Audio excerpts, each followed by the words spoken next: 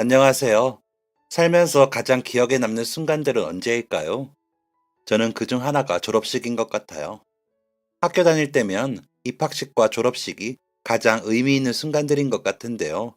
입학식은 그곳에서 만난 친구들이 앞으로 함께할 인연들이지만 졸업식은 이제 헤어지면 당분간 혹은 오랫동안 만나지 못하게 될 수도 있잖아요. 저는 그래서 학교 행사 중에는 졸업식이 가장 의미가 큰 날인 것 같은데요. 특히 내가 지난 몇 년 동안 열심히 성실하게 학교에 다녔다는 결실을 맺는 것 같아서 더욱 의미가 깊은 것 같아요. 초중학교는 졸업하고 나면 대부분 같은 동네 학교로 가는 경우가 많았지만 고등학교는 졸업하고 나면 아예 다른 지역으로 가는 친구들도 있기 때문에 예전부터 고등학교 졸업식은 정말 중요한 날이라는 인식이 더 강했던 것 같아요. 제 특별한 순간을 이야기하기 전에 저에 대해 소개하자면 저는 한부모 가정에서 자랐어요. 제가 3살쯤 엄마는 아빠랑 이혼하셨는데요. 엄마 말에 따르면 아빠랑은 늘 매사에 의견이 달라 헤어졌다고 해요. 하지만 삼촌 말에 의하면 아빠는 술과 친구를 좋아해서 엄마가 임신했을 때도 맨날 술 마시고 친구들을 만나러 밖으로 다녔고, 심지어 제가 태어나는 날에도 친구들과 술을 마시느라 삼촌이 병원에 엄마를 데리고 갔었대요. 삼촌은 엄마에게 차라리 혼자 사는 게 낫다고 몇 번을 이야기했지만 엄마는 자신이 부모님 없이 자라봐서 안다고, 아이한테는 부모님이 있어야 한다고 몇 년을 버텼다고 하더라고요. 하지만 맨날 술만 마시고 집에 들어오면 엄마랑 다투기만 하며 엄마도 슬슬 지쳐갔고, 어느 날 일 때문에 저를 맡기고 집에 들어오니 친구들과 술 마시러 나간다며 어린 저를 집에 두고 나갔다고 하더라고요. 몇 시간째 기저귀도 갈지 않고 얼마나 울었는지 목도 다 쉰 저를 보며 결국 이혼을 결심하셨다고 해요. 그 후 엄마는 바로 이혼을 결심하셨고, 아빠 역시 저를 키우겠다는 욕심도 한번 내지 않고 깔끔하게 물러났다고 하네요. 카드사 고객센터에서 일하던 엄마는 그때부터 저를 혼자 양육하셨어요. 일하랴, 육아하랴, 힘드실 법도 한데 워낙에 야무지고 똑부러진 성격이라 슈퍼맘처럼 둘 다 멋지게 해내셨죠. 어릴 때부터 엄마는 제가 가장 존경하는 사람이었어요. 항상 자신의 의견을 똑부러지게 말하고 살림도 일도 잘하시는 모습이 너무 멋있었거든요. 어릴 때부터 엄마는 저를 쓸데없는 일로 혼내지도 않으셨어요. 제가 반찬 투정을 하거나 밖에서 새 옷에 흙을 잔뜩 묻히고 돌아오는 일 가지고는 한 번도 혼낸 적이 없으시죠. 다만 엄마가 절대 그냥 넘어가지 않으시던 게 있는데 그건 바로 인성과 예의였어요. 아마도 아빠 없이 자라서 저렇지 라는 소리를 듣게 하기 싫어서 그런 부분에서 저를 더 엄하게 키우셨던 것 같아요. 그래서 저에게는 늘 친구 같고 형제 같던 엄마였지만 제가 누군가에게 예의 없이 행동하거나 친구와 싸운 일에 대해서는 왜 그랬는지 반드시 짚고 넘어가곤 하셨죠. 그렇다고 다짜고짜 화를 내시지도 않으셨어요. 먼저 저에게 어떻게 행동했는지를 물어보시고 왜 그렇게 행동했는지를 물어보셨죠. 그리고 그것이 과연 올바른 행동이었는지 스스로 생각해 볼 기회를 주셨어요. 엄마는 늘 말씀하셨어요. 누군가 보고 있지 않아도 늘 올바르게 행동하는 것이 중요하다. 진짜 훌륭한 사람은 남이 보고 있다고 눈앞에서만 잘하는 사람이 아니라 아무도 보고 있지 않아도 늘 자신에게 부끄럽지 않은 사람이다. 라고요. 한 번은 이런 일이 있었어요. 아마 제가 7살쯤 일이었을 거예요. 그날은 엄마의 쉬는 날이라 크리스마스를 앞두고 저희 모녀는 백화점으로 놀러를 갔어요. 백화점에서 물건을 살 형편은 아니었지만 크리스마스라 예쁜 장식이 된 거리를 보여주고 싶어 하셨거든요. 엄마의 이야기를 듣고 간 백화점은 정말 동화 속에 나오는 세계 같았어요. 온통 주변이 반짝이는 조명들이었고 예쁜 트리도 놓여 있었죠. 사람들 모두 신난 표정이었고 모든 공기가 설레고 두근거리는 것 같았죠. 그 사이를 걸으면서 엄마도 저도 너무 신이 났어요. 그렇게 별 다른 건 사지 않았지만 그래도 지하에 있는 한 빵집에서 엄마는 부드러운 버터향이 솔솔 나는 빵 몇 개를 사주셨죠. 집으로 돌아오는 길, 저는 신이 나서 아까 백화점에서 봤던 것들을 이야기하고 또 이야기했어요. 엄마는 그렇게 재밌었냐며 다음에 또 같이 가자고 하셨죠. 그러던 중 저는 주머니에서 사탕 몇 개를 꺼냈어요. 엄마, 이거 봐. 이게 뭐야? 웬 사탕? 아까 백화점에서 가져왔어. 백화점에서? 누가 주셨어? 아니, 어떤 언니가 가져가라고 했어. 어떤 언니가? 응, 아까 빵집 앞에서 어떤 언니가 가져가라고 했어. 언니가 그냥 가져가라고 했어? 사탕은 어디 있었는데? 저는 그때서야 뭔가 잘못된 것 같다는 느낌을 받았죠. 엄마는 다그치거나 화내지 않고 어떻게 된 상황인지 자세히 이야기해보라고 하셨어요. 아까 빵집에서 있었는데 카운터 앞에서 어떤 언니가 사탕 가지고 가세요. 크리스마스 사탕입니다. 라고 했어. 그래서, 그래서 그냥 접시에 있는 사탕을 집어서 주머니에 넣었어. 엄마가 빵을 고르고 계산을 하는 사이 저는 가게 입구 쪽에서 기다리다가 가게를 홍보하고 있던 직원분이 사탕을 팔면서 사탕 가져가세요 라고 한 것을 진짜 가져가라는 의미로 잘못 이해를 한 거예요. 그래서 그분이 가져가라는 이야기에 접시에 담겨있던 크리스마스 사탕을 주머니에 덥석 넣어버린 채 계산도 하지 않고 돌아온 거죠. 희주야, 그 언니가 사탕을 가지고 가라는 이야기에 공짜로 가져가도 되는 건지 헷갈렸구나. 가져가세요 라고 했으니까 그럴 수도 있었겠다. 그런데 가끔은 가게에서 손님들한테 물건을 팔기 위해서 가지고 가세요, 들여가세요 라고 이야기하기도 해. 그래서 헷갈리거나 확실하지 않을 때는 특히 다른 사람의 물건을 가지고 갈 때는 그 사람한테 한 번 더 꼭 물어보는 게 좋아. 이거 진짜 그냥 가져가는 거예요? 라고 하거나 이거 공짜예요? 얼마예요? 라고 한 번 더 확인하면 서로 오해할 일이 없지. 언니가 사탕을 가지고 가라고 했어도 진짜 가져가도 되는 건지 언니한테나 엄마한테 한 번 더 물어봤으면 어땠을까? 아마도 이 사탕은 언니가 팔고 있던 것 같은데 희주가 그냥 가지고 왔다면 희주는 그럴 생각이 없었다고 해도 다른 사람이 봤을 때는 다른 사람의 물건을 훔쳤다고 오해받을 수도 있어. 그러니까 이 사탕은 먹지 말고 내일 엄마랑 다시 백화점에 가서 팔고 있던 건지 아니면 진짜로 공짜로 나눠주던 건지 한 번 더 확인하고 오자. 어때? 엄마는 다음날 회사까지 쉬고 저와 함께 사탕을 가지고 다시 백화점에 있는 그 빵집으로 갔어요. 엄마 말대로 그 사탕을 빵집에서 크리스마스용으로 제작해서 판매하던 거더라고요. 바코드 같은 게 없는 데다가 크기가 작아 접시에 쌓아두고 팔던 중이라 거기서는 없어진 줄도 모르고 있었죠. 희주야, 이 사탕 빵집에서 판매하고 있던 거래. 공짜로 가져가도 되는 줄 희주가 오해했던 건데 어떻게 할까? 저는 잠깐 생각하고 엄마에게 말했어요. 돌려드리고 죄송하다고 말해야 해요. 엄마는 활짝 웃어 보이셨죠. 그래, 엄마도 곁에 있어줄게. 저는 엄마랑 함께 그 빵집으로 들어가 사탕을 돌려드리며 어제 있던 일을 이야기했어요. 그리고 죄송하다는 사과의 말도 잊지 않았죠. 빵집에서는 오히려 자신들이 홍보 멘트를 아이가 헷갈릴 만하게 했다며 미안하다고 하시더라고요. 옳은 일을 했다는 생각에 뿌듯하기도 하고 사장님이 기특하다며 다시 사탕을 선물로 주셔서 기분이 좋기도 했어요. 그렇게 엄마는 항상 저를 바른 아이로 키우려고 하셨어요. 공부하라는 잔소리는 한 번도 하지 않으셨지만 늘 밖에서 예의 바르게 행동하라고 신신당부하고는 하셨죠. 엄마의 가르침을 받아 저는 늘 바르게 행동하려고 노력했어요. 특히 다른 사람이 보지 않아도 늘 바른 사람이 되기 위해 노력했죠. 물론 공부도 열심히 했어요. 공부하라는 이야기는 하지 않으셨지만 그래도 제가 성적이 잘 나올 때면 늘 좋아하시던 걸 알고 있었거든요. 사실 어느 부모님이 자식이 공부 잘하는 것을 싫어하겠어요? 주변에서는 늘 자식 잘 키웠다는 소리를 듣는데 엄마는 늘 에이 아니에요. 평범해요. 라고 했지만 저는 사람들이 그런 이야기를 할 때마다 기뻤어요. 아빠 없이도 부모님이 한 분만 있어도 잘 자랐다는 게 자랑스러웠으니까요. 제가 초등학교에 들어갈 무렵 엄마는 삼촌과 함께 고깃집을 차렸어요. 동네에 있는 작은 가게라 매출이 잘 나오진 않았지만 고객센터 일이 워낙에 스트레스가 큰 데다가 점점 젊은 세대의 직원들로 교체가 되고 있어서 슬슬 퇴직 걱정을 해야 했거든요. 엄마는 차라리 몸이 힘든 일이 낫다며 가게 일에 만족하셨어요. 매출은 삼촌과 나눠 가지면 보통 직장인 월급 정도밖에 되지 않았지만 그래도 엄마 얼굴이 이전보다 편해 보여서 저도 엄마가 가게에서 일하는 게 좋았어요. 그렇게 저는 어느새 훌쩍 자라 고등학생이 되었어요. 고등학교에 들어간 지 얼마 되지 않았을 무렵 어머니께서는 갑작스러운 위암 판정을 받으셨죠.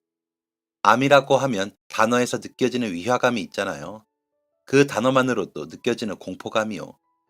처음 엄마가 위암이라고 들었을 때는 정말 온몸이 떨리면서 무서웠어요. 심지어 수술을 해야 한다고 하셔서 더 두려웠죠. 그런데 차라리 수술로 없앨 수 있는 정도의 암 크기인 게 다행일 수도 있다고 하더라고요. 아직은 제거할 수 있고 치료가 가능하다는 뜻이니까 너무 걱정하지 말라고요. 희주야, 엄마 알지? 언제나 씩씩하고 강한 사람인 거. 삼촌 말 잘 듣고 학교 생활도 열심히 하고 있으면 엄마 수술 잘 받고 나올게. 그니까 울지 말고 우리 딸 씩씩하게 버틸 수 있지? 사랑한다. 그렇게 어머니께서는 첫 수술에 들어가셨어요. 다행히 수술은 잘 끝났고 당분간 휴식을 취하면 된다는 이야기에 저희 가족 모두 안도했어요. 어머니께서 병원에 계신 동안 저는 삼촌을 도와 대신 가게 일을 했어요. 학교 수업이 끝나면 가게로 출근해 일했죠. 그 시기 가게 사정은 점점 더 어려워지고 있었는데 거기에 어머니 수술비와 병원비까지 들어가면서 집안 사정은 갑작스럽게 어려워졌죠. 원래도 넉넉한 생활이 아니었던 터라 갑작스럽게 큰 지출은 타격이 더 컸어요. 그리고 다음에 검진에서 무사히 마칠 줄 알았던 수술은 다시 재발과 전이가 발견되면서 수포가 되었죠. 이제부터 장기전이 될 수 있으니 마음을 다잡아야 한다는 병원 측의 이야기에 힘을 내야 했지만 마음은 오히려 약해지고 있었어요. 엄마가 병을 이겨낼 수 있을까? 라는 걱정도 컸고 무엇보다 계속 들어가는 병원비를 부담할 수 있을까? 하는 걱정도 해야 했거든요. 삼촌은 돈 걱정이나 엄마 걱정을 하지 말고 공부에 집중하라고 했지만 저는 차마 그럴 수 없었어요. 그러던 어느 날 봉사 시간을 채우기 위해 방과 후에 교내 쓰레기를 줍는 활동을 신청했었는데요. 한 달에 2번 정도 하는 활동인데 그날이 마침 봉사를 하는 날이라 방과 후에 몇몇 아이들과 남아서 학교 내를 돌아다니며 쓰레기를 주우러 다녔죠. 구역을 나눠서 각자 한 구역씩을 맡았는데 지하 과학실에서 교실로 올라가는 별관 계단에 봉투 하나가 떨어져 있더라고요. 뭐지? 하면서 봉투를 집어 올렸는데 꽤나 봉투가 두툼하더군요. 편지는 아닌 것 같고 봉투를 살짝 열어보니 안에는 10,000원짜리가 가득 들어 있었어요. 뭐지? 순간 그런 생각이 들면서 저도 모르게 주변을 둘러보게 되더라고요. 그런데 수업이 끝난 후라 그런지 주변에는 지나다니는 학생들도 없었고 선생님도 안 계시고 발걸음 소리도 들리지 않고 조용했죠. 제가 훔친 돈도 아니었지만 심장이 두근두근했어요. 아무도 보는 사람도 없고 오늘 누군가 돈을 잃어버렸다는 이야기도 못 들었는데 그럼 같은 반 친구 것도 아니고 순간 머릿속에 정말 많은 생각이 스쳐 지나가더라고요. 어떻게 하지? 그런 생각이 머릿속에 계속 들었어요. 그리고 저도 모르게 일단 치마 주머니에 밀어넣었죠. 그리고 청소가 끝난 후 교실로 가서 급하게 가방을 챙겨 집으로 갔어요. 집으로 와서 방에 들어와 세어보니 그 안에는 80만 원 정도가 들어있었어요. 80만 원. 80만 원이면 가게 월세도 보탤 수 있고 엄마 병원비에도 보탤 수 있고 내 문제집을 사거나 인터넷 강의를 등록하거나 80만 원이면 제 머릿속에는 80만 원으로 할 수 있는 일들이 계속 지나갔어요. 가뜩이나 가게 사정도 어려워지고 엄마 항암 치료비와 입원비에 드는 돈 때문에 삼촌에게 문제집 사달라고 이야기하기도 망설여지는데 80만 원이면 몇 달 동안은 문제집 걱정도 안 할 수 있었어요. 하다못해 엄마 병원비를 보태거나 집에서 공과금에 보탤 수도 있었죠. 이런저런 계산과 비교를 해보니까 80만 원이라는 돈은 생각보다 어마어마하게 큰 돈이었어요. 제 기준에서는 많은 것을 할 수 있는 돈이었죠. 계속해서 고민이 됐어요. 어차피 현금인데 내가 가지고 조금씩 쓰면 아무도 모르지 않을까? 어차피 오늘 주변에 아무도 없었고 내가 이것을 가져갔다는 걸 아무도 모를 텐데 돈 앞에서는 사람들이 달라진다더니 저도 그냥 평범한 사람이었나 봐요. 주인 없는 돈이라고 생각하니까 갑작스럽게 고민이 너무 되더라고요. 게다가 제가 지금 생활비의 부족함을 느끼고 있으니 더더욱 이 돈이 탐났어요. 그렇게 그날 밤새도록 그런 고민을 했어요. 무엇보다 내가 이 돈을 가져가는 것을 아무도 보지 못했다 라는 것이 제 마음을 가장 심하게 흔들었던 것 같아요. 그리고 저한테 이야기하지는 않으시지만 밤이면 몰래 계산기를 두드리며 한숨을 쉬는 삼촌을 몇 번이나 봤기에 1, 2만 원도 아니고 무려 80만 원이라는 돈은 저를 고민하게 만들기 충분했죠. 그렇게 잠을 설쳐가며 이 돈을 어떻게 해야 할지 계속 고민했어요. 너무 스트레스를 받아서 머리가 어질어질한 채로 아침에 일어나서 결심했어요. 돈의 주인을 찾아주기로요. 쓰고 싶은 마음은 너무 굴뚝 같았지만 엄마 생각이 났거든요. 내가 이 돈을 엄마 병원비에 보탠다고 해도, 내가 이 돈으로 공부를 위해 문제집을 산다고 해도, 아무리 좋은 곳에 의미 있는 곳에 쓴다고 해도 엄마가 과연 좋아할까 하는 생각이 들었죠. 그리고 과연 그렇게 쓴 돈으로 나는 떳떳하게 생활할 수 있을까 하는 생각도 들었어요. 그리고 나는 과연 이 돈에 대해서 아무리 많은 시간이 흐른다고 해도 엄마에게 솔직하게 말할 수 있을까 하는 생각이 들었어요. 몇 번을 생각해도 답은 아니었죠. 저는 아마 앞으로도 평생 이 돈에 대해서는 엄마에게 비밀로 남겨둘 거예요. 이미 그것만으로도 엄마에게 떳떳하지 못한 비밀이 생기는 거죠. 아마 지금 당장 아쉬움에 이 돈을 사용한다고 해도 저는 늘 마음 한 곳이 무거울 거예요. 평생 누군가 잃어버린 이 돈을 썼다는 죄책감을 가진 채 살아가겠죠. 자신의 하나뿐인 가족에게도 이야기하지 못하는 그런 비밀을 아는 채로요. 그리고 그거야말로 엄마가 가장 원하지 않는 제 모습일 거예요. 그렇게 생각이 정리되고 나니까 원래부터 제 돈이 아닌 그 돈은 돌려주는 게 맞더라고요. 그래서 학교에 가자마자 교무실로 갔어요. 그리고 학생 부장 선생님을 찾아가 그 돈을 내밀었죠. 이게 뭐니? 사실 어제 교내 봉사하면서 지하 과학실에서 올라오는 계단에서 주웠어요. 누군가 학원비 같은 걸로 가져왔다가 실수로 떨어뜨린 것 같아요. 어제 방과 후라 주변에 학생들도 없었고 저희 반에서는 딱히 누가 잃어버렸다는 이야기도 못 들어서 부장 선생님이라면 주인을 아실 것 같아서요. 하나, 둘, 셋, 넷. 아니, 80만 원이나? 대체 이걸 누가 잃어버렸지? 80만 원이요? 선생님, 저희 반이요. 알고 보니 그 돈은 1학년 학생 중 한 친구가 학원비로 챙겨왔다가 잃어버렸다고 하더라고요. 학원비 낼 거라 소중하게 보관한다고 계속 챙겨 다녔다는데, 그래서 마지막 수업에도 과학실까지 가져갔다가 잃어버린 것 같다고요. 수업이 끝난 후 알아채서 담임 선생님한테 전화로 돈을 잃어버렸다고 연락해서, 안 그래도 오늘 교내 방송을 내보낼 참이었다고 해요. 세상에, 안 그래도 그 학생이 집안이 넉넉한 편은 아니라서 몇 달 동안 학교 끝나고 빵집에서 일하면서 모은 돈이라고 하더라고. 네일 아트 배우는 게 꿈이라서 학원 다니려고 힘들게 모은 거라며 어제 얼마나 서럽게 우는지. 돈 봉투에 이름이 쓰여 있는 것도 아니고 어제 잃어버리고 바로 찾으려고 한 것도 아니라서 혹시 못 찾으면 어떡하지 했었는데 네가 찾아줬구나. 고맙다. 정말 고마워. 우리 반 친구한테도 선배님이 찾아줬다고 이야기해둘게. 정말 고마워. 알고 보니 그 돈도 경제 사정이 넉넉하지 못한 친구가 자신의 꿈을 위해 모은 돈이었더라고요. 배우고 싶은 게 있어서 학교 끝나고 아르바이트하며 힘들게 모은 돈인데 하마터면 제가 나쁜 마음을 먹고 쓰게 될 뻔했네요. 그 생각이 드니까 오히려 그 친구에게 미안해졌어요.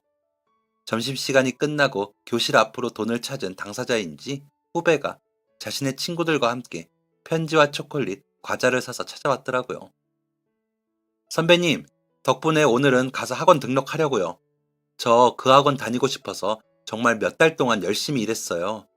부모님이 학교 수업에도 지장 있으면 아르바이트 못하게 한다고 하셔서 공부하랴 일하랴 정말 힘들었거든요. 너무 중요한 돈이라 잃어버리지 않으려고 이동 수업할 때도 교과서 사이에 끼워서 다녔는데 어제 마지막 수업이 좀 늦게 끝나는 바람에 정신없이 올라가다가 책에서 빠진 것 같아요. 학원 가서 등록하려고 가방 열었다가 없어진 거 알고 바로 담임 선생님께 전화드렸는데 분실물 들어온 거 없다고 하셔서 진짜 얼마나 놀랐는지 몰라요. 저 어제 밤새 엉엉 울었어요. 이렇게 찾아주시다니 감사합니다. 정말 감사해요. 진짜 못 찾으면 어떡하나 앞이 캄캄했는데 너무 감사합니다. 아니야, 아니야. 그렇게 소중한 돈인데 찾아서 다행이다. 오늘은 절대 잃어버리지 말고 가서 학원 등록해. 덕분에 저는 감사 편지와 과자, 초콜릿을 잔뜩 받아 교실로 돌아왔어요. 80만 원에 대한 아쉬움이 없던 것은 아니지만 그래도 돈을 찾아서 저렇게 행복해하는 모습을 보니까 다행이다, 옳은 일을 했다 하는 생각이 들더라고요. 그리고 여기서 끝날 줄 알았던 이 사건은 흘러 교장 선생님의 귀에까지 들어갔어요. 선생님이 회의 시간에 이런 일이 있었다고 이야기했나 보더라고요.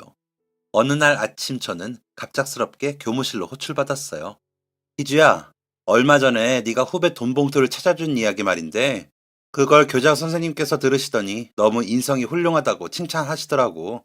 그래서 이렇게 지나가기는 아쉬우시다고 이번에 조회 시간 방송에서 너한테 상을 주고 싶다고 하시더구나. 지금 선생님이랑 교장실로 갈 건데 괜찮지? 알고 보니 그 이야기를 듣고 크게 감동받은 교장 선생님께서 제게 상을 주고 싶다고 하셨더라고요. 그래서 저는 얼떨결에 전교생이 보는 방송에서 인성 우수상과 함께 5천원짜리 문화상품권 2장이 들어있는 선물까지 받았어요. 교장 선생님은 상을 건네주고 악수하시더니 이야기하시더라고요. 전희주 학생, 주인 없는 돈을 보면 사람들이 먼저 욕심이 날 법도 한데 한 푼도 빠짐없이 그대로 선생님에게 가져다 주었다고 들었습니다. 정말 대단해요. 사람이 견물생심이라고 눈앞에서 그런 일이 벌어졌을 때 학생처럼 올바로 행동하는 사람들이 많지는 않을 겁니다. 가끔 교내에서 돈을 잃어버렸다는 친구들이 있는데 제대로 돌려받지 못한 학생들이 있으니 그것만 봐도 알 수 있죠. 그래서 희주 학생이 정말 대단하다고 생각합니다. 정말 훌륭한 일을 했어요. 이번 일은 다른 학생들한테도 좋은 본보기가 될 거예요. 앞으로도 학생들이 이번에 있던 희주 학생의 일을 보고 많은 깨달음과 용기를 얻을 수 있었으면 좋겠네요. 우리 학교에 이렇게 멋진 학생이 있다니 교장으로서 정말 뿌듯하고 자랑스럽습니다. 그렇게 얼떨결에 전교생 앞에서 상까지 받았어요. 돈봉투를 찾아드린 일이 이렇게까지 커질 줄은 몰랐죠. 그리고 상으로 받은 문화상품권으로는 갖고 싶던 문제집도 살 수 있었어요. 특히 이 이야기를 병원에 가서 엄마에게 해주었더니 엄마가 너무 좋아하시더라고요. 제가 받은 상을 병원 서랍장 위에 올려두고는 보고 또 보고 몇 번을 다시 봤어요. 엄마가 우리 딸 하나는 정말 잘 키웠어. 아니라 우리 희주가 알아서 잘 큰 건가? 엄마가 맨날 병원에 있느라 곁에 못 있어줘서 미안해. 엄마도 힘내서 얼른 나아서 집에 돌아갈게. 엄마 없어도 혼자 잘해줘서 정말 고마워, 우리 딸. 엄마는 제가 그 상을 받은 걸 너무 자랑스러워했어요. 항암 치료로 많이 지치고 힘들어 보이셨는데 제가 그 상을 받아간 날만큼은 활짝 웃는 모습을 보여주셨죠. 제가 반에서 1등 했다고 이야기했을 때보다 더 좋아하시더라고요. 그리고 상을 받은 이후 친구들도 다들 신기해 하더라고요. 특히 돈을 잃어버렸던 후배는 저랑 동갑인 언니가 있었는데 다른 반이었음에도 불구하고 굳이 고맙다는 인사를 하러 저를 찾아왔어요. 그리고 고3이 되어 같은 반이 되면서 저희는 단짝이 되었죠. 엄마는 상태가 호전되어 퇴원했다가 몇 달 뒤에 다시 병원에 입원했어요. 그리고 이번에는 회복하지 못할 수도 있다는 이야기를 들었죠. 앞으로 길면 3, 4개월까지밖에 살지 못할 수도 있다는 이야기를 들은 날 하늘이 무너지는 것 같았어요. 엄마, 우리 딸 그동안 엄마 없이 많이 힘들었지? 건강해져서 퇴원하기로 했잖아. 그러게. 그런데 생각보다 암세포가 힘이 너무 센가 봐. 다 무찌르고 퇴원해서 다시 집에 돌아가려고 했는데 이러다 우리 딸 졸업식도 못 볼 수도 있겠다. 그런 말 하지 마. 왜 그런 말을 해? 미안해, 희주야. 미안해. 엄마가 우리 희주를 지켜줘야 하는데 이렇게 고생만 시키네. 미안해. 미안하다, 우리 딸. 엄마가 우리 딸 고등학교 졸업하는 것 무조건 봐준다고 했는데. 보면 되지. 보면 되잖아. 엄마 나 고등학교 졸업하는 거 보면 되잖아. 무조건 온다고 했잖아. 엄마, 엄마는 강하잖아. 이겨낼 수 있어. 버틸 수 있어. 조금만, 매일 조금씩만 더 버티자고 약속했잖아. 조금만 더 힘내자. 엄마한테 남은 시간은 고작해야 몇 달. 이러다가는 정말 제가 고등학교를 졸업하기도 전에 엄마는 세상을 떠날 수도 있었어요. 예전에는 엄마가 반드시 나와서 집으로 돌아올 거라는 희망이 있었는데, 이제 저한테는 아무것도 남은 게 없는 것 같았어요. 제 하나뿐인 가족이 세상에서 없어질 위기였으니까요. 그런 생각을 하며 저는 하루하루 사는 게 너무 괴로웠어요. 엄마는 지금도 힘든 항암 치료를 이겨내기 위해 안간힘을 쓰고 있는데 저는 멀쩡히 밥도 먹고 잠도 자고 친구들이랑 이야기도 주고받는 게 너무 말도 안 되는 짓인 것 같았어요. 그래서 점점 마음의 문을 닫아갔어요. 웃음도 나지 않고 즐겁지도 않았죠. 배가 고픈 것도 싫었고 아침에 눈을 뜨는 것도 싫었어요. 그냥 엄마 대신 건강하게 살아있는 게, 나는 이렇게 아픈 것도 없이 멀쩡한 게 너무 싫었어요. 그냥 이 세상이 모두 밉고 싫었죠. 그리고 저는 학교 수업도 종종 빠지고 병원으로 가 엄마의 병실에서 하루 종일 붙어 있었어요. 엄마한테는 개교기념일이다, 학교 행사 일이다 등등 다양한 이유를 만들어서 이야기했죠. 그 즈음 뭔가 이상함을 눈치를 챈 단짝 친구가 저에게 무슨 일인지 물어봤어요. 희주야, 너 요즘 무슨 일 있어? 아니, 아니긴 뭐가 아니야. 너 요즘 표정도 엄청 안 좋고 학교도 빠지고. 무슨 일인데? 내가 도움이 될 수도 있잖아. 아니야. 네가 도와줄 수 없는 일이야. 내가 직접적인 도움은 줄 수 없어도 이야기하고 나면 네 마음이 조금 편해질지도 몰라. 저는 잠시 망설이다가 친구에게 요즘 상황을 솔직하게 이야기했어요. 사실 우리 엄마 위암이야. 상태가 꽤 심각해서 어쩌면 올해 안에 돌아가실 수도 있다고 하네. 수술도 받았었고 좀 나아지는 줄 알았는데 계속 암세포가 없어졌다가 자라고 괜찮아진 것 같더니 다시 또 생겨서 점점 커지고 너무 커져서 이제 수술도 할 수가 없대. 어떻게든 치료를 해보려고 했는데 엄마도 정말 이 악물고 버티고 있는데 그러다가 이번에는 마음의 준비를 해야 할지도 모른다고 하더라. 올해를 못 넘길 수도 있다고. 엄마가 죽을지도 모른대. 앞으로 3개월 정도밖에 못 살지도 모른다고 하는데 어떻게 해야 할지 모르겠어. 우리 엄마, 나 졸업할 때까지 못 살지도 몰라. 졸업식은 무슨 올해를 못 넘기실지도 몰라.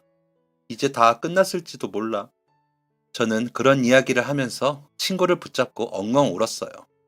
처음으로 누군가에게 제 솔직한 마음을 털어놓았던 것 같아요. 친구는 대답 대신 우는 제 등을 조용히 토닥거려줬어요. 그러면서 걱정하지 말라고, 다 잘 될 거라며 이야기해 주었죠. 저는 친구에게 털어놓았더니 조금은 마음이 편해졌어요. 고마워. 네 말처럼 누군가한테 이야기하니까 좀 낫다. 그동안 세상에 무거운 짐을 나 혼자 안고 있었던 것 같은데 고마워, 들어줘서.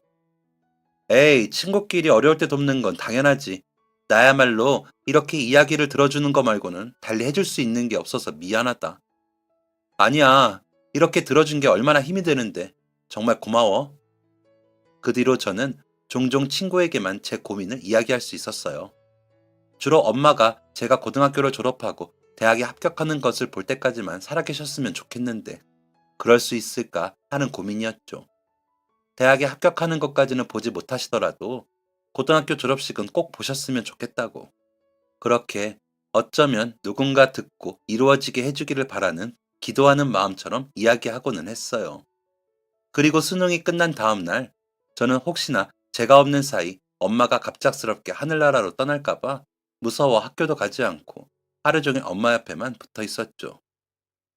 엄마, 오늘은 어때? 아주 건강하지. 우리 딸, 오늘도 학교 땡땡이야? 이제 수능도 끝나서 학교 안 가도 돼. 그래도 다른 친구들은 가는 것 같던데. 괜찮아, 난 안 가도 돼. 우리 딸, 엄마 때문에 시험도 제대로 못 봤지. 미안해. 엄마가 우리 딸 맨날 걱정만 시키네. 아니야, 엄마 잘못 하나도 없어. 그냥 내가 열심히 안 한 거야. 그렇게 엄마와 이야기를 주고받고 있는데 갑자기 여러 개의 발걸음 소리와 소란스러운 소리가 들렸어요. 고개를 들어 병실 문 쪽을 보니 단짝 친구와 반 친구들, 그리고 담임 선생님과 학년 부장 선생님, 교장 선생님도 계셨죠. 선생님? 다들 여기는 어떻게? 자, 그럼 지금부터 전희주 학생의 졸업식을 시작하겠습니다. 네? 졸업식이요? 그러더니 뒤쪽에서 삼촌이 머쓱한 표정으로 꽃다발을 들고 들어왔어요. 네 친구가 오늘 병원에서 네 졸업식을 해준다고 하더라고.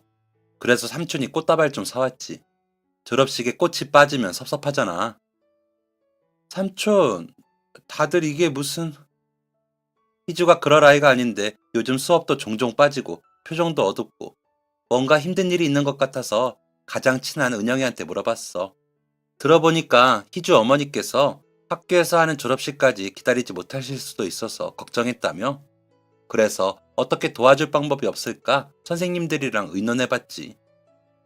다른 사람도 아니고 희주 학생 일이라고 하니 그냥 넘어갈 수가 없더군요. 희주 학생은 타의 모범을 보여준 아주 성실하고 바른 학생이거든요. 다른 학생을 위해서 힘든 결정을 해줬었는데 학교에서도 희주 학생을 위해 무엇인가를 해줄 좋은 기회라고 생각했죠. 그래서 졸업식 때까지 기다리기가 힘드시다면 우리가 졸업식을 조금 일찍 하면 어떨까 싶었습니다.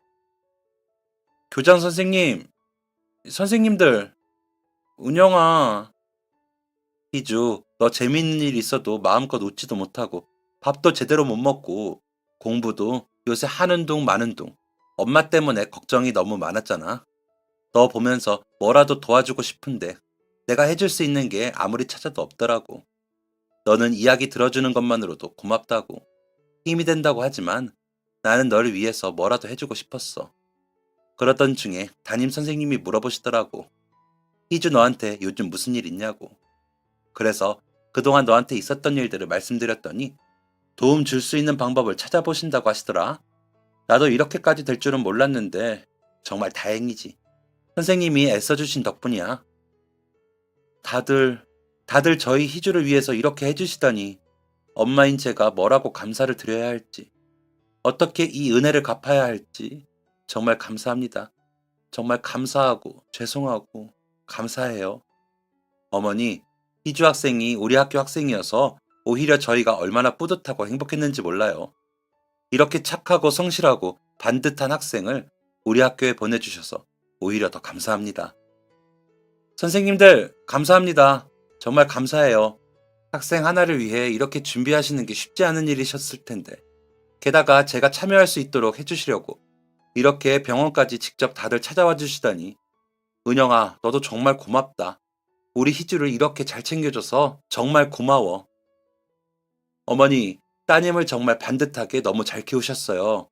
너무 자랑스러우시겠어요. 희주 학생 정말 멋지고 훌륭하고 좋은 친구입니다. 교장 선생님은 어머니의 손을 잡고 그렇게 이야기해 주셨어요. 어머니는 오랜만에 다시 활짝 웃어 보였죠. 저는 선생님들에게 다가가 다시 한번 감사 인사를 드렸어요. 감사합니다, 선생님. 정말 감사해요. 담임 선생님은 저를 꼭 안아주며 이야기하셨죠. 미안하다, 희주야. 내가 너한테 관심을 더 많이 가졌어야 하는데 네가 전에보다 표정도 어두워지고 무엇인가 고민이 있다는 걸 알면서도 너한테 적극적으로 다가가지 못했어. 무슨 일이 있는 건지, 왜 그러는 건지. 네가 언젠가 말해주겠지. 기다리기만 할 게 아니라 먼저 적극적으로 다가가 물어봤어야 하는 건데. 너무 늦게 네 고민을 알게 되어서 미안해. 담임이란 사람이 이렇게 늦게서야 이런 큰일을 알아채다니. 그동안 혼자서 많이 힘들었겠구나. 고생했어. 정말 장하다. 저희는 그렇게 대충 눈물을 닦고 병실에서 저희만의 졸업식을 진행했어요. 선생님들은 아직 나오지 않은 졸업앨범 대신 친구들의 편지와 저희가 학기 중에 소풍이나 수련회를 가며 찍었던 사진들을 모아 미니 앨범을 만들어 오셨죠. 그 안에는 저에게 힘내라는 친구들의 아낌없는 응원이 담겨 있었어요. 그리고 저를 위한 졸업장도 만들어 오셨어요. 제 이름이 적힌 졸업장과 원래라면 졸업식에 저에게 수여하기로 했던 성적 우수상도 함께 있었죠.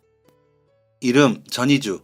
위 학생은 본 학교에서 3년의 교육과정을 무사히 잘 수행하였으므로 이와 같은 상장을 수여합니다.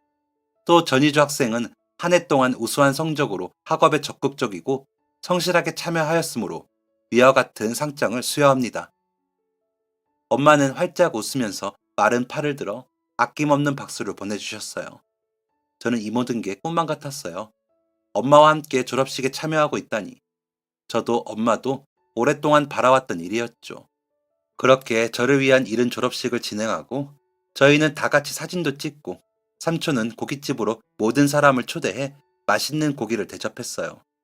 그렇게 한바탕 시끌시끌한 해프닝이 끝나고 그해 겨울은 참 많이 힘들었지만 그래도 마음만은 따뜻하게 지나갔어요. 그리고 다음 해가 밝았어요. 제 졸업식까지 버티지 못할 수도 있다는 저희 어머니는 건강한 모습은 아니지만 차츰 회복하고 있었죠. 의사 선생님들도 간호사님들도 모두 어머니께서 용감하게 계속 싸워주신 덕분이라고 말했어요. 그렇게 그해 봄, 저희에게는 희망이 찾아왔어요. 엄마는 항암 치료의 효과가 점점 나타나고 있어 조만간 수술도 가능할 거라는 이야기를 들었죠. 그리고 저는 수능을 다시 준비하기로 했어요. 지난 수능은 엄마를 신경 쓰느라 제대로 준비하지 못하기도 했고, 또 이번에 병실에서 작은 졸업식을 경험하면서 다른 꿈이 생겼거든요. 바로 선생님이 되는 거예요. 이번에 학교에서 이런 일을 겪으며 저도 저희 담임 선생님처럼, 그리고 부장 선생님과 교장 선생님처럼 진정 학생들의 이야기에 귀 기울이고 학생 한 명 한 명의 마음을 헤아려주는 그런 선생님이 되고 싶어졌거든요. 그렇게 그해 1년은 저는 재수를 하기 위해서 안간힘을 썼고, 어머니는 암세포와 싸움에서 이겨내기 위해 안간힘을 쓰고, 삼촌은 그런 저희 모녀 사이를 어떻게든 도와주기 위해 분주히 애를 쓰셨어요. 그리고 힘들었던 한 해가 지나고 저는 마침내 원하던 사범대학에 합격할 수 있었고, 지금은 벌써 본과 4학년으로 교생 실습을 앞두고 있어요. 어머니는 항암 치료로 암세포의 전이가 줄어들 수 있었고, 덕분에 수술을 다시 진행할 수 있었어요. 그리고 마침내 드디어 길었던 병원 생활을 마치고 퇴원할 수 있었죠. 한동안 병원에 다니면서 다시 재발하지 않는지 지켜봐야 하지만 2년이 지난 지금까지도 다행히 재발은 일어나지 않고 있어 한시름 놓을 수 있었어요. 그리고 삼촌이랑 어머니는 고깃집을 그만두고 저희 학교 학생들이 공부하면서 편하고 저렴하고 든든하게 배를 채울 수 있도록 토스트 가게를 여셨는데요. 진짜 의외의 결과로 인근 초중고 학생들과 선생님들이 자주 방문하기 시작하면서 오히려 고깃집을 운영하실 때보다 수입이 더 높다고 하더라고요. 세상에 이럴 줄 알았으면 그 힘든 고깃집을 진작에 그만두고 토스트 가게를 차릴 걸 그랬대요. 저는 이제 사범대학 4학년이라 실습을 앞두고 있는데, 첫 교생 실습은 제가 졸업한 고등학교에서 진행하기로 했어요. 근무 전날 미리 학교에 인사를 드리러 방문했는데, 아쉽게도 교장 선생님께는 다른 학교로 전근을 하셨고, 예전 저를 가르치던 담임 선생님께서 부장 선생님으로 근무 중이시더라고요. 이제는 선생님의 꿈을 꾸고 있는 저를 보시더니 너무 반가워하시며, 전근 가시기 전까지 교장 선생님은 종종 호나 말씀에 제 이야기하고는 하셨다고 해요. 저는 사실 그때 제 꿈도 희망도 모두 포기한 상태였는데, 오히려 선생님들 덕분에 새로운 꿈을 꿀 수 있었다고 감사의 말씀을 전했죠. 덕분에 이제는 아직 예비이긴 하지만 선생님 대 선생님으로 함께 교단에 설 수 있게 되었다고요. 제 단짝 친구이자 학원비를 찾아주었던 은영이와 그 여동생은 얼마 전에 네일아트 가게를 오픈했다고 들었어요. 동생은 일찍이 꿈을 찾아서 네일아트 자격증도 따고, 은영이는 동생과 함께 샵을 차리기 위해서 대학을 다니다 그만두고 네일아트를 배웠다고 하더라고요. 저는 언제든 무료로 해주겠다며 가게에 놀러오라고 얼마나 성화인지 몰라요. 이번 실습이 끝나면 전근 가신 학교로 예전 교장 선생님도 찾아봐야겠다고 생각하고 있는데요. 오랜만에 뵐 교장 선생님과의 만남도 기대되지만 무엇보다 당장 코앞으로 다가온 실습이 더 걱정이에요. 학교에서 수업 모션도 많이 해보고 관찰 실습도 나가보았지만 정식으로 학교에서 아이들과 본격적으로 선생님으로 소개되는 자리라고 하니 오늘은 잠을 잘 수 있을까 싶으면서 너무 떨리네요. 저 잘할 수 있겠죠? 이번 실습은 제 모교에서 진행되는 만큼 꼭 잘 해내서 멋진 선배님의 모습을 보여주고 싶은데요. 저를 보고 또 새로운 꿈을 꾸는 학생들이 있을지도 모르니까요. 그리고 앞으로도 제가 선생님들에게 받았던 것보다 더 큰 사랑과 교훈을 돌려줄 수 있는 멋진 선생님이 되고 싶어요. 또 그때까지 오래오래 엄마도 삼촌도 건강하게 함께 했으면 좋겠네요. 그리고 언젠가는 저희 엄마처럼 멋진 엄마가 될 수 있는 날도 오겠죠? 긴 사연 들어주시고 또 읽어주셔서 감사합니다. 여러분도 연말연시 가족분들과 행복하시기를 바랍니다. 지금까지 사연 들어주셔서 감사합니다. 사연이 재밌으셨다면 구독과 좋아요를 눌러주세요. 감사합니다. 안녕히 계세요.